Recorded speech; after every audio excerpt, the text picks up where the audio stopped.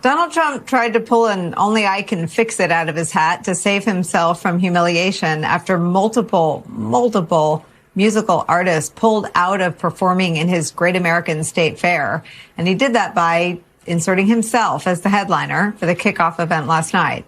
It didn't seem to go very well. The celebrations are off to a very rocky start with video from the Bulwark showing what appears to be a steady stream of people leaving the event in the middle of Trump's speech. You can hear him talking. Listen. They say even on drug prices, we are delivering the largest reduction in drug price history with price differences of $400. Guess they felt like they'd heard that riff before. Not a great look, though, for a guy who worries so much about crowd size.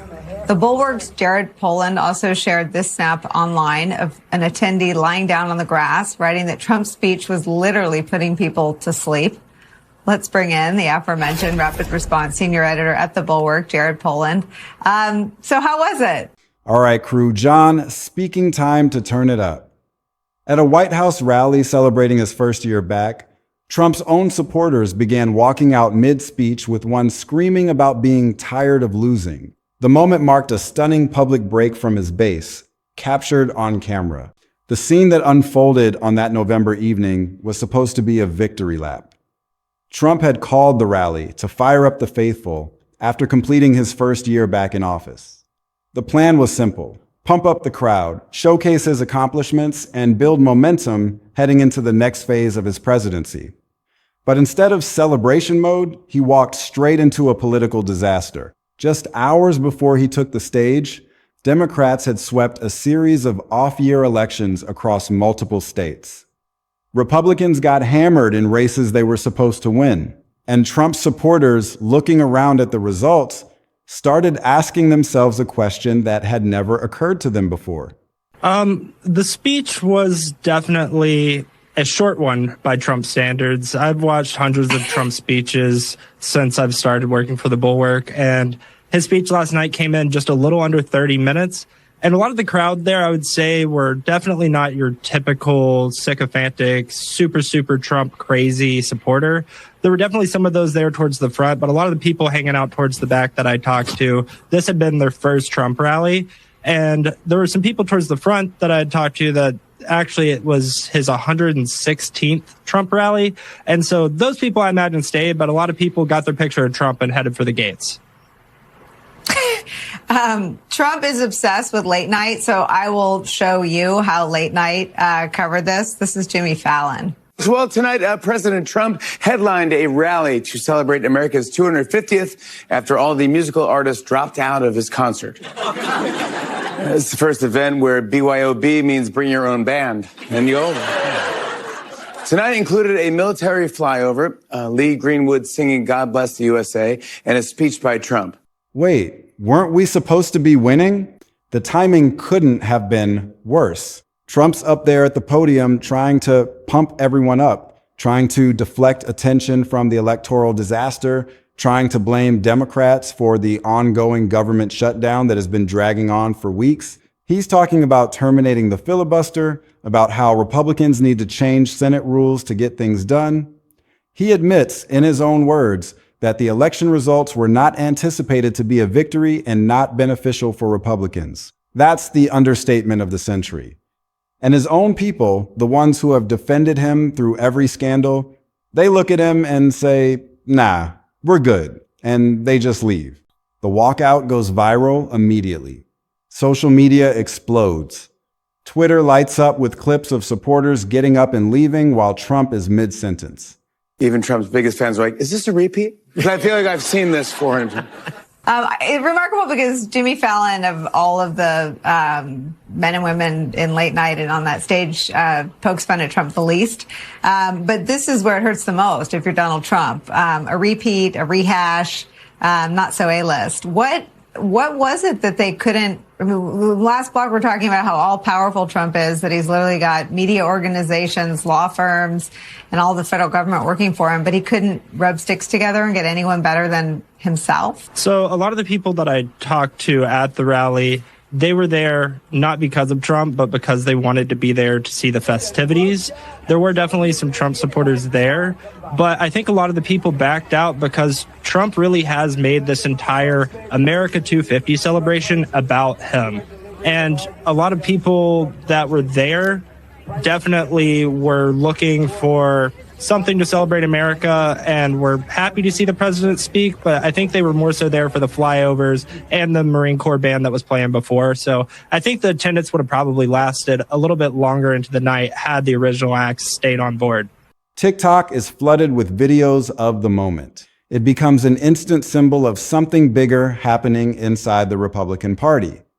This isn't about one embarrassing moment. This is about the numbers.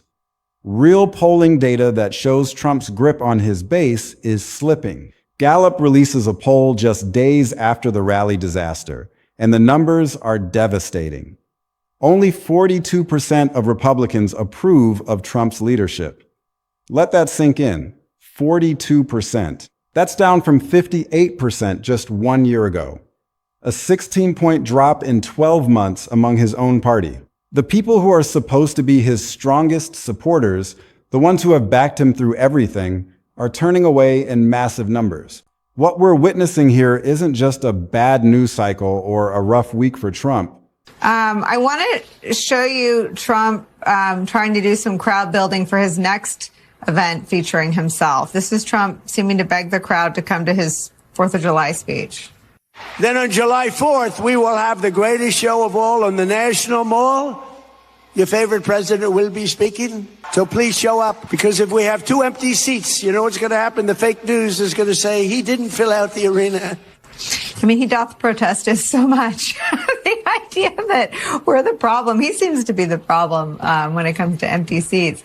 Clearly showing the vulnerability that this exposes, the lack of attendance, the lack of enthusiasm, and people walking out looking for non-political, I guess most generous description, acts. Yeah, I think this celebration would have been a lot better had Trump not made himself the center of it. But unfortunately, with Donald Trump, he's incapable of doing that. I mean, he wants to be at the center of every bit of this America 250 celebration. And last night, I think you saw how the crowd feels about that. As soon as he came on, the crowd started to thin out. And I think come the 4th of July, because the fireworks are at the end, you might not see that as much. But last night, there was nothing to look forward to after Trump. So they got their pictures and they head for the gate. This is the beginning of something that could reshape the entire political landscape heading into the next election cycle. Because if Trump can't keep his own base fired up, if his own supporters are walking out on him at his own events, what does that mean for every Republican running for office? Every candidate is going to have to figure out how close they want to stand to Trump. Do they embrace him and risk alienating the voters who are clearly getting frustrated? Or do they distance themselves and risk making Trump mad? Which could mean he turns his base against them? It's a lose-lose situation. And it all started with this one moment, this one walkout, this one rally where everything fell apart. The deeper story here is what most people are missing. This walkout didn't happen in a vacuum. It's the result of months, actually a full year of pressure building up inside the Republican Party. And it's all coming apart at the seams, right when Trump can least afford it. The government shutdown is the immediate crisis that has everyone furious. Hundreds of thousands of federal workers have been furloughed, people who aren't getting paychecks, families who can't pay their bills. And it's not just affecting government employees, it's rippling through the entire economy. When federal workers don't get paid, they don't spend money. Local businesses suffer. Contractors don't get paid. It spirals. And voters are looking around thinking, Trump's been back for a year? Republicans control the government. Why can't they get this fixed? That's the question Trump couldn't answer at that rally. That's why people walked out. His response to all this has been predictable, blaming Democrats, saying they're blocking everything, refusing to negotiate, holding federal workers hostage. And yeah, Democrats are pushing back hard. But here's the thing. When you're the party in power, when you're the president, you own the results. Fair or not, that's how voters see it. And the results are terrible. Those off-year elections where Democrats won races in places they shouldn't have, Places that went red in the previous election, places where Trump had rallies and did well. All of a sudden, they're flipping blue. And it's not close either. Clear victories fueled by voter anger over the shutdown and economic anxiety. Off-year elections usually favor the party that's fired up, the party that's motivated, the party whose voters actually show up. And for the past few years, that's been Republicans. Trump's base has been super energized. They've been showing up to every election ready to fight. But this time, that energy is gone. Democrats are the ones who are fired up now, and Republicans are staying home. Or worse, they're showing up and voting Democrat because they're so frustrated with how things are going. This is a dramatic reversal of the political momentum that carried Trump back into office. And it's happening right when he needs his base the most. Immigration is another huge piece of the puzzle. Trump's been pushing hardline immigration policies since day one of his second term. Tougher border enforcement, stricter deportation rules, the whole 9 yards. And his base loved that stuff initially. That's what they voted for. But here's where it gets complicated. Those policies are alienating Latino voters in huge numbers. And not just Latino voters who lean Democrat anyway. We're talking about Latino voters who swung toward Trump in the previous election. People who gave him a chance. People who thought maybe he'd be good for the economy or good for their communities. News reports show that Latino voters are reversing their swing toward Trump. They're going back to Democrats. And it's showing up in election results in places where Latino communities helped Democrats win races that were supposed to be competitive. So Trump's in this impossible position. If he backs off the immigration policies, his hardcore base gets mad. But if he keeps pushing them, he's driving away Latino voters who could decide the next election. There's no good answer here. And then there's the economy, which should be Trump's strong suit. The economy was always his selling point. I'm the business guy. I know how to make deals. I'll make the economy boom. That was the pitch. But right now, the economy is shaky. The stock market's volatile. The government shutdown is creating uncertainty. Businesses don't know what's coming next. Investors are nervous. And everyday people are feeling it in their wallets. Consumer confidence is dropping. People are worried about their jobs, worried about inflation coming back, worried about another recession. And when voters feel economic anxiety, they punish whoever's in charge. Doesn't matter if it's technically your fault or not. You're the president. You own it. Trump knows this. That's why he's trying so hard to shift blame. That's why he's pointing fingers at Democrats, at the media, at anyone but himself. But it's not working because voters aren't buying it anymore. The trust that once shielded him from political damage is eroding. And once that trust is gone, it's incredibly difficult to rebuild. Now, let's talk about something that adds another layer of strangeness to this entire situation. Remember all those controversies about betting markets during the previous election? Platforms where people were putting real money on election outcomes. Trump was all over that.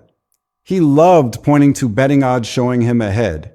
He'd tweet about it, talk about it at rallies, use it as proof he was going to win. Well, those same betting markets are still around, and now people are using them to bet on political outcomes during Trump's second term. Whether the shutdown will end, whether certain bills will pass, whether Trump's approval ratings will go up or down, it's become this whole thing. And right now, the betting markets are not optimistic about Trump's chances. Can you believe this? We've turned politics into a literal casino. And Trump, the guy who used to own casinos, is now watching people bet against him. There's also this deeper thing happening with election integrity. Trump spent years claiming the previous election was rigged. His whole political identity since leaving office the first time was built around that claim. And a lot of his base, they believe it. They think the system's corrupt. They think elections can't be trusted.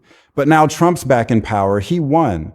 So if elections are rigged, how'd he win? And if they're not rigged when he wins, but they are rigged when he loses, what does that say? You see the logical problem here. Some Republicans are starting to ask these questions. Not out loud, because that's political suicide in Trump's GOP, but quietly, privately. They're wondering if maybe the constant focus on election fraud is hurting more than it's helping, because it makes their own voters cynical about the whole system. And cynical voters don't show up. That might explain some of what happened in those off-year elections. Republican voters who are so convinced the system's broken that they figure why bother, and they stay home. Meanwhile, Democrats are fired up and ready to fight, and they win. When you put all this together, the government shutdown, the economic anxiety, the immigration backlash, the betting market drama, the election integrity confusion, you've got a perfect storm. And Trump is standing right in the middle of it at a rally that was supposed to celebrate his first year back in office, and his own supporters are walking out. The visual of that walkout is powerful because it's not just about one event. It's about everything. It's about frustration boiling over. It's about promises that haven't been kept. It's about a base that's starting to wonder if they made a mistake. And for Republicans looking ahead to the next election, this is nightmare fuel. Because if Trump's base is cracking, if his approval is dropping, if his own supporters are abandoning him, what does that mean for every GOP candidate who's tied their career to him? Nobody's talking enough about the money. Campaign fundraising. Trump's always been incredible at raising money. His supporters open their wallets like crazy. Small dollar donations, merchandise sales, rally tickets, all of it adds up to hundreds of millions of dollars that fuel Republican campaigns. But if his base is wavering, if they're walking out of rallies, if they're disappointed and frustrated, they stop donating. And if Trump's fundraising dries up, that hurts every Republican candidate who depends on that money. It creates a cascading effect throughout the party. Republican operatives are watching this very closely. They're looking at fundraising numbers, they're tracking small dollar donations. They're trying to figure out if this walkout is an isolated incident or a sign that the money's about to stop flowing. And so far, the signs aren't great. Donations are down compared to this time last year. Not catastrophically down, but noticeably down. Enough to worry people. Enough to make GOP strategists nervous. Let's break this down into what actually matters going forward. Because all of this, the rally disaster, the walkout, the polling collapse, it's not just drama. It has real consequences. And we need to understand what comes next. The upcoming elections are now a complete toss-up. And honestly, they might be leaning Democrat at this point, which is insane when you think about it. Republicans should have every advantage. They control the White House. They have momentum from the last election. Trump's base should be energized, but instead, everything's falling apart. Here's why that matters. Midterm elections usually go against the president's party anyway. That's just historical pattern. The party in power loses seats. It's happened over and over. But when the president's approval rating is below 50%, it's a bloodbath. And Trump sitting at 42% among his own party, that's catastrophic. So every Republican running in the next election, they're looking at these numbers and panicking. Do they stick with Trump and hope he turns it around? Do they distance themselves and risk making him angry? Do they try to walk some impossible middle ground where they support Trump's policies but not Trump himself? There's no good answer. And that's before we even talk about primaries, because you know Trump's going to get involved in primaries. He always does. If a Republican says something he doesn't like, he'll endorse their primary challenger. He'll attack them on social media. He'll make their life hell. But here's the twist. Trump's endorsement might not be worth what it used to be. If his approval is dropping, if his base is wavering, if people are walking out of his rallies, then maybe his endorsement actually hurts more than it helps. That would be a massive shift in Republican politics. We've already seen hints of this. There were a few special elections earlier where Trump endorsed candidates and they lost. Not by huge margins, but they lost. And political analysts started quietly asking, is Trump's endorsement still the golden ticket it used to be, or is it becoming a liability? That question matters because Trump's entire power within the Republican Party is based on his ability to move voters. If he can't do that anymore, if his endorsement doesn't guarantee victory, then his grip on the party weakens. And once that starts happening, it accelerates fast.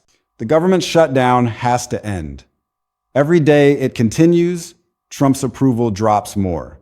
More federal workers go without paychecks, more voters get angry, more ammunition for Democrats to use. It's killing Republicans politically. Trump knows this. His advisors know this. But here's the problem. Ending the shutdown means making a deal with Democrats. And making a deal means compromise. And compromise makes Trump's base mad because they see it as weakness. They want him to fight, to stand firm, to never give an inch. So Trump's stuck.